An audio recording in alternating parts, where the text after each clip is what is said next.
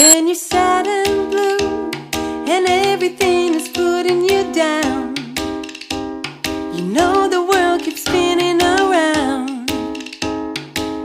You know you're not alone. Yes, with MS, the world keeps spinning around, but you're not alone.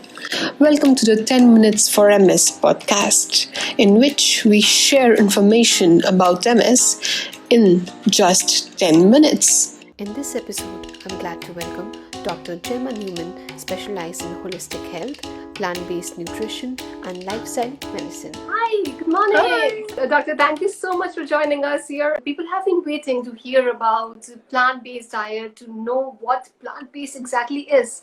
Sure. Okay. Well, plant-based is basically a very big umbrella term that means having the majority of your diet from natural sources, close to nature, grown in the ground, fruits, vegetables, whole grains and legumes predominantly.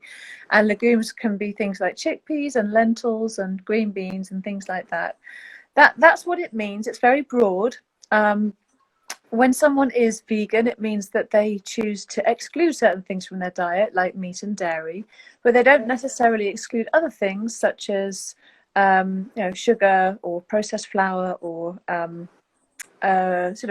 junk food, ice creams, things like that.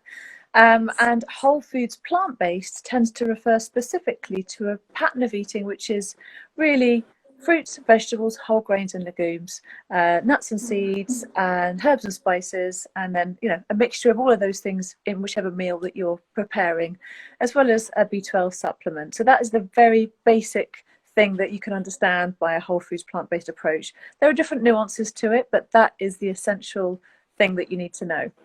Right.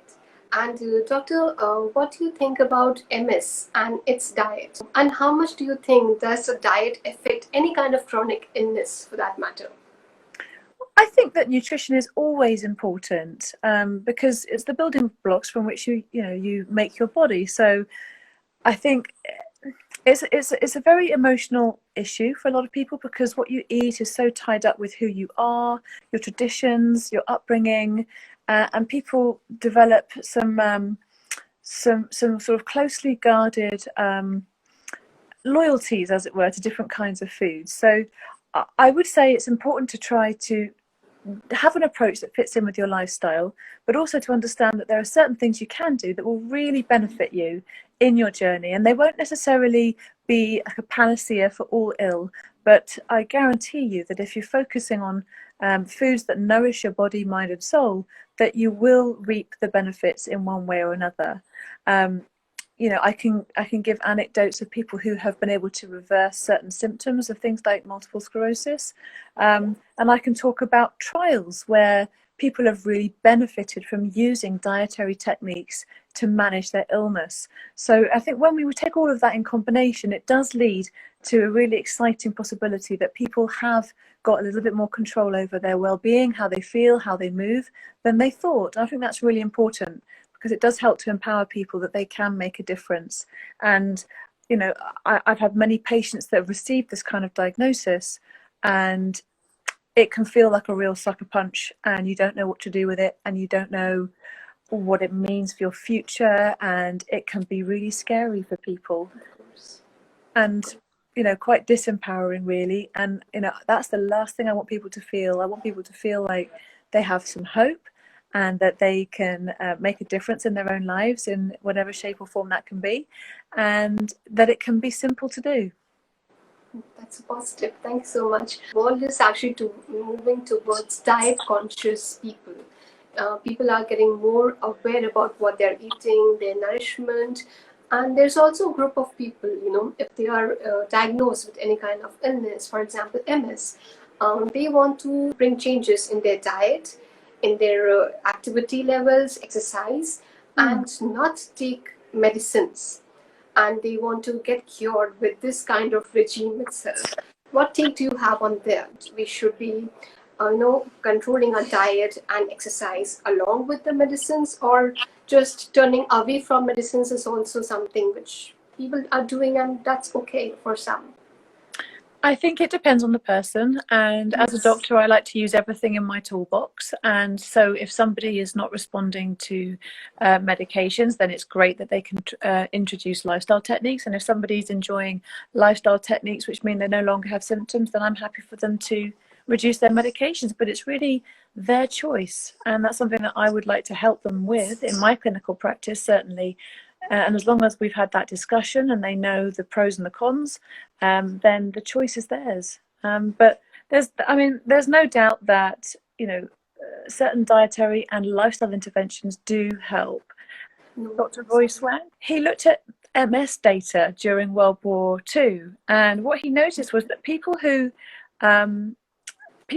had a rationing of meat and dairy during World War II, he noticed that they had a marked reduction in symptoms of their multiple sclerosis.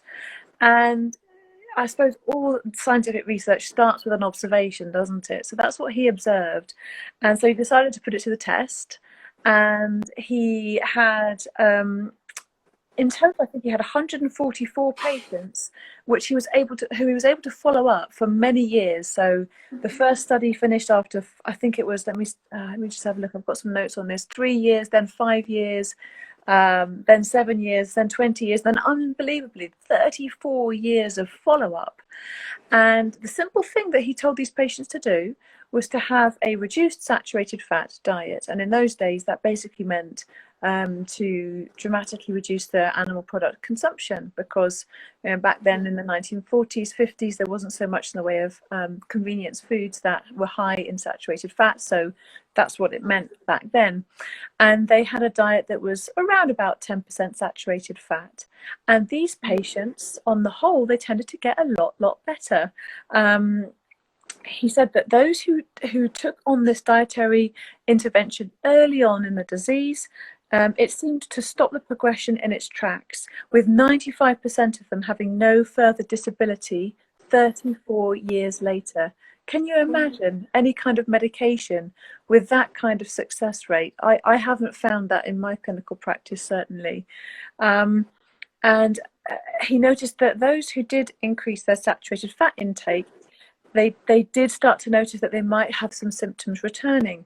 So it was an intervention that tended to work for as long as people did it, according to his research, Dr. Roy Swang. So if that's something that interests people, then they can look that up as well.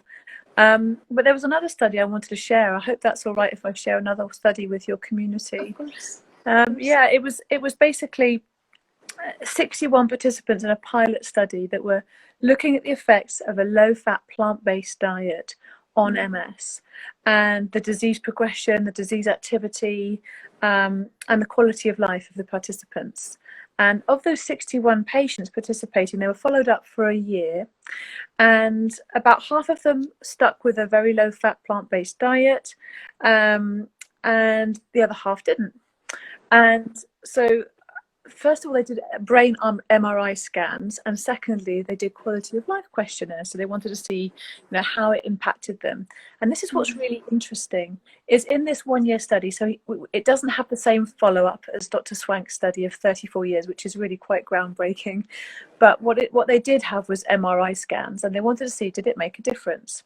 And what was interesting to me was that although the MRI scans of the brain had no significant changes during that time, what fascinates me was that in the quality of life questionnaires, there were significant improvements in relapse rate, in disability, and in fatigue scores across those who ate the plant-based intervention.